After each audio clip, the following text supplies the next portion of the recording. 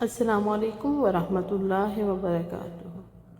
امید کرتی ہوں آپ سب خیر خیریت سے ہوں گے۔ بسم اللہ الرحمن الرحیم۔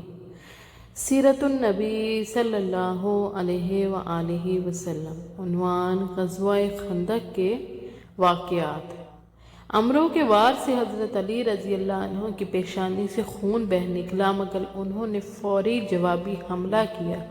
عمرو بن عبد ود کی گردن کے نچلے حصے پر ان کی تلوار لگی۔ تلوار ہنسلی کی ہڈی کو کاٹتی چلی گئی، وہ خاک و خون میں لوٹتا نظر آیا۔ مسلمانوں نے اللہ اکبر کا نعرہ لگایا۔ آپ صلی اللہ علیہ وسلم نے یہ نعرہ سنا تو جان لیا کہ حضرت علی رضی اللہ عنہ نے عمرو کو قتل کر دیا ہے۔ اس کے گرتے ہی جو لوگ اس کے ساتھ آئے ہوئے تھے واپس بھاگے۔ حضرت زبیر رضی اللہ عنہ نے ان کا پیچھا کیا اور بھاگتے ہوئے کافر پر تلوار کا وار کیا، وہ دو ٹکڑے ہو گیا۔ حضرت زبیر رضی اللہ عنہ کی تلوار اس کے سر سے ہوتے ہوئے کولے تک پہنچ گئی۔ اس پر بعض مسلمانوں نے حضرت زبیر رضی اللہ عنہ سے کہا: اے ابا عبداللہ، ہم نے تمہاری تلوار جیسی کاٹ کسی کی نہیں دیکھی۔ اللہ کی قسم، یہ تلوار کا نہیں، تلوار چلانے والے کا کمال ہے۔ تمام دن جنگ ہوتی رہی، خندق کے ہر حصے پر لڑائی جاری رہی۔ اسی وجہ سے آپ صلی اللہ علیہ وسلم اور کوئی مسلمان بھی ظہر سے عشاء تک کوئی نماز نہ پڑھ سکا۔ اس صورتحال کی وجہ سے مسلمان بار بار کہتے رہے: ہم نماز نہیں پڑھ سکے۔ یہ سن کر حضور اکرم صلی اللہ علیہ وسلم فرماتے: نہ ہی میں پڑھ سکا۔ آخر جنگ رکنے پر حضور اکرم صلی اللہ علیہ وسلم نے حضرت بلال رضی اللہ عنہ کو اذان دینے کا حکم دیا۔ انہوں نے ظہر کی تکبیر کہی اور حضور اکرم صلی اللہ علیہ وسلم نے نماز پڑھائی۔ اس کے فوراً بعد حضرت بلال رضی اللہ عنہ نے عصر کی تکبیر پڑھی اور حضور اکرم صلی اللہ علیہ وسلم نے عصر کی نماز پڑھائی۔ اسی طرح مغرب اور عشاء کی نمازیں باجماعت قضا پڑھی گئی۔ غرض خندق کی لڑائی مسلسل جاری رہی۔ ایک روز خالد بن ولید نے مشرکوں کے ایک دستے کے ساتھ حملہ کیا، لیکن اس وقت حضرت اسید بن حضیر رضی اللہ عنہ 200 سواروں کے ساتھ موجود تھے۔ جو ہی حضرت خالد بن ولید نے اپنے دستے کے ساتھ خندق پار کی، یہ ان کے سامنے آ گئے۔ اس طرح حضرت خالد بن ولید ناکام لوٹ گئے۔ اس صورتحال نے طول پکڑا، صحابہ کرام رضی اللہ عنہ پریشان ہو گئے۔ آخر حضور اکرم صلی اللہ علیہ وسلم اللہ تعالیٰ سے دعا فرمائی۔ اس کے جواب میں حضرت جبرائیل علیہ السلام آئے اور خوشخبری سنائی کہ اللہ تعالیٰ دشمن پر ہوا کا طوفان نازل فرمائے گا۔ طوفان کے ساتھ اللہ اپنے لشکر فرشتے بھی ان پر نازل کرے گا۔ رسول اللہ صلی اللہ علیہ وسلم نے صحابہ کرام رضی اللہ عنہ کو یہ خبر دے دی۔ سب نے اللہ کا شکر ادا کیا۔ رسول اللہ صلی اللہ علیہ وسلم کی یہ دعا بدھ کے دن ظہر اور عصر کے درمیان قبول ہوئی۔ آخر سرخ آندھی کے طوفان نے مشرکوں کو آن لیا۔ ان دنوں موسم یوں بھی سرد تھا، اوپر سے انہیں اس سرد طوفان نے گھیر لیا۔ مشرکوں کے خیمے الٹ گئے، برتن الٹ گئے، ہوا کی شدید تھپیڑوں نے ہر چیز ادھر سے ادھر کر دی۔ لوگ سامان کے اوپر اور سامان لوگوں پر آ گرا۔ پھر تیز ہوا اس قدر ریت اڑی کہ ان میں نہ جانے کتنے ریت میں دفن ہو گئے۔ ریت کی وجہ سے آگ بجھ گئی، چولہے ٹھنڈے ہو گئے۔ آگ بجھنے سے اندھیرے نے گویا آگ انہیں نگل لیا۔ یہ اللہ کا عذاب تھا جو فرشتوں نے ان پر نازل کیا تھا، وہ درم برم ہو گئے۔ اللہ تعالیٰ نے ارشاد فرماتے ہیں: پھر ہم نے ان پر ایک آندھی اور ایسی فوج بھیجی جو تمہیں دکھائی نہیں دیتی، اور اللہ تعالیٰ تمہارے اعمال کو دیکھتے ہیں۔ سورہ احزاب۔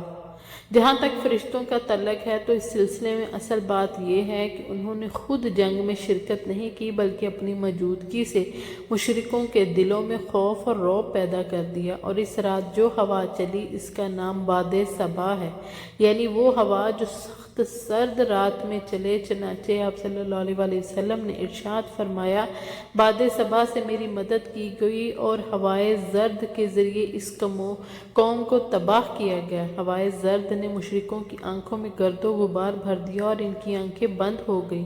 یہ طوفان بہت دیر تک اور مسلسل جاری رہا۔ ساتھ ہی نبی اکرم صلی اللہ علیہ وسلم کو مشرکوں میں پھوٹ پڑنے کے بارے میں پتہ چلا۔ وہ ایسے کہ آپ صلی اللہ علیہ وسلم نے اعلان فرمایا تھا فرمایا کہ کون ہے جو ہمیں دشمنوں کی خبر لا دے؟ اس پر سیدنا زبیر رضی اللہ عنہ اٹھے اور عرض کیا، اللہ کے رسول میں جاؤں گا۔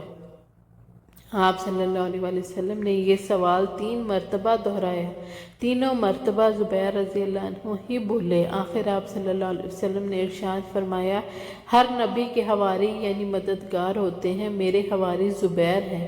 پھر آپ صلی اللہ علیہ وآلہ وسلم نے حضرت حذیفہ بن یمان رضی اللہ عنہ کو اس کام کے لیے روانہ فرمایا۔ تھکن کی وجہ سے ان میں اتنی طاقت نہیں تھی کہ جا سکتے، لیکن حضور اقدس صلی اللہ علیہ وآلہ وسلم نے ان کے لیے دعا فرمائی، جاؤ اللہ تعالیٰ تمہارے سامنے سے اور پیچھے سے، دائیں سے اور بائیں سے تمہاری حفاظت فرمائے اور تم خیریت سے لوٹ کر ہمارے پاس آؤ۔ یہ وہاں سے چل کر دشمن کے پڑاؤ میں پہنچ گئے۔ وہاں انہوں نے ابو سفیان کو کہتے سنا، اے گروہ قریش، ہر شخص اپنے ہم نشینوں سے ہوشیار رہے اور جاسوسوں سے پوری طرح خبردار رہے۔ پھر اس نے کہا، اے قریش، ہم نہایت برے حالات کا شکار ہو گئے ہیں، ہمارے جانور ہلاک ہو گئے ہیں، بنو قریظہ کے یہودیوں نے ہمیں دغا دیا ہے اور ان کی طرف سے ناخوشگوار باتیں سننے میں آئی ہیں۔ اوپر سے اس طوفانی ہوا نے جو تباہ کاری کی ہے وہ تم لوگ دیکھ ہی رہے ہو، اس لیے واپس چلے جاؤ، میں بھی واپس جا رہا ہوں۔ حذیفہ رضی اللہ عنہ یہ خبریں لے کر آئے تو نبی پاک صلی اللہ علیہ وآلہ وسلم نماز پڑھ رہے تھے۔ آپ صلی اللہ علیہ وآلہ وسلم نماز سے فارغ ہوئے تو انہوں نے دشمن کا حال سنایا۔ آپ صلی اللہ علیہ وسلم ہنس پڑے، یہاں تک کہ رات کی تاریکی میں آپ صلی اللہ علیہ وآلہ وسلم کے دانت مبارک نظر آنے لگے۔ جب کفار کا لشکر مدینہ منورہ سے بدحواس ہو کر بھاگا تب اللہ کے رسول صلی اللہ علیہ وآلہ وسلم نے فرمایا، اب یہ آئندہ ہم پر حملہ آور نہیں ہوں گے بلکہ ہم ان پر حملہ کریں گے۔ خندق کی جنگ کے موقع پر کچھ خاص واقعات پیش آئے۔ جب خندق کھودی جا رہی تھی تو اس دوران ایک صحابی بشیر بن سعد رضی اللہ عنہ کی بیٹی ایک پیالے میں کچھ کھجوریں لائیں۔ یہ کھجوریں وہ اپنے باپ اور ماموں کے لیے لائی تھیں۔ حضور اکرم صلی اللہ علیہ وآلہ وسلم کی نظر ان کھجوروں پر پڑی تو فرمایا، کھجوریں ادھر لاؤ۔ اس لڑکی نے کھجوروں کا برتن آپ صلی اللہ علیہ وآلہ وسلم کے ہاتھوں میں الٹ دیا۔ کھجوریں اتنی نہیں تھی کہ دونوں ہاتھ بھر جاتے۔ آپ صلی اللہ علیہ وآلہ وسلم یہ دیکھ کر ایک کپڑا منگوایا، اس کو پھیلا کر بچھایا، پھر پاس کھڑے صحابی سے فرمایا، لوگوں کو آواز دو، دوڑ کر آئیں۔ چنانچہ سب جلد ہی آ گئے۔ آپ صلی اللہ علیہ وسلم اپنے ہاتھوں سے کھجوریں اس کپڑے پر گرانے لگے، سب لوگ اس پر سے اٹھا اٹھا کر کھاتے رہے۔ کھجوریں شروع کرنے سے پہلے سب لوگ بھوکے تھے۔ بھوک کی حالت میں ان سب نے یہ کھجوریں کھائیں، سب کے پیٹ بھر گئے اور آپ صلی اللہ علیہ وسلم کے ہاتھوں سے کھجوریں ابھی تک گر رہی تھیں۔ ایسا ہی ایک واقعہ سیدنا جابر رضی اللہ عنہ کا پیش آیا۔ انہیں جب آپ صلی اللہ علیہ وسلم کی شدید بھوک کا علم ہوا تو گھر گئے۔ ان کے گھر میں ایک بکری کا ایک چھوٹا سا بچہ تھا اور کچھ گندم تھی۔ انہوں نے کہا کہ نبی اکرم صلی اللہ علیہ وسلم کو بھوک لگی ہے، لہٰذا یہ بکری ذبح کر کے سالن تیار کر لو، گندم کو پیس کر روٹیاں پکا لو، میں اللہ کے نبی صلی اللہ علیہ وسلم کو لے کر آتا ہوں۔ حضرت جابر رضی اللہ عنہ کچھ دیر بعد حضور اقدس صلی اللہ علیہ وسلم کی خدمت میں حاضر ہوئے اور آہستہ آواز میں کہا، آپ کے لیے گھر میں کھانا تیار کرایا ہے۔ یہ سن کر حضور اقدس صلی اللہ علیہ وسلم نے کسی سے کہا، اعلان کر دو جابر کے ہاں سب کی دعوت ہے۔ چنانچہ پکار کا اعلان کیا گیا، سب لوگ جابر کے گھر پہنچ جائیں۔ حضرت جابر رضی اللہ عنہ پریشان ہو گئے کہ وہ تو تھوڑا سا کھانا ہے، اتنے لوگوں کو کیسے پورا ہوگا۔ انہوں نے پریشانی کے عالم میں انا للہ و انا الیہ راجعون پڑھی اور پھر گھر آ گئے۔ وہ کھانا حضور اقدس صلی اللہ علیہ وسلم کے سامنے رکھ دیا گیا۔ آپ صلی اللہ علیہ وسلم نے فرمایا، اللہ برکت دے۔ پھر آپ صلی اللہ علیہ وسلم نے بسم اللہ پڑھی، سب نے کھانا شروع کیا، باری باری لوگ آتے رہے اور کھا کر اٹھتے رہے، ان کی جگہ دوسرے لیتے رہے، یہاں تک کہ سب لوگوں نے پیٹ بھر کر کھانا کھایا۔ اس وقت ان مسلمانوں کی تعداد 1000 تھی۔ حضرت جابر رضی اللہ عنہ کہتے ہیں، اللہ کی قسم جب سب کھانا کھا کر چلے گئے تو ہم نے دیکھا گھر میں اب بھی اتنا ہی کھانا موجود تھا جتنا حضور اقدس صلی اللہ علیہ وسلم کے سامنے رکھا گیا تھا۔ جب آپ صلی اللہ علیہ وسلم غزوہ خندق سے فارغ ہو کر گھر آئے تو وہ دوپہر کا وقت تھا۔ آپ صلی اللہ علیہ وسلم نے ظہر کی نماز ادا کی اور سیدہ عائشہ صدیقہ رضی اللہ عنہ کے حجرے میں داخل ہو گئے۔ آپ صلی اللہ علیہ وسلم ابھی غسل فرما رہے تھے کہ اچانک حضرت جبرائیل علیہ السلام سیاہ رنگ کا ریشمی عمامہ باندھے ہوئے آ گئے۔ حضرت جبرائیل علیہ السلام ایک خچر پر سوار تھے۔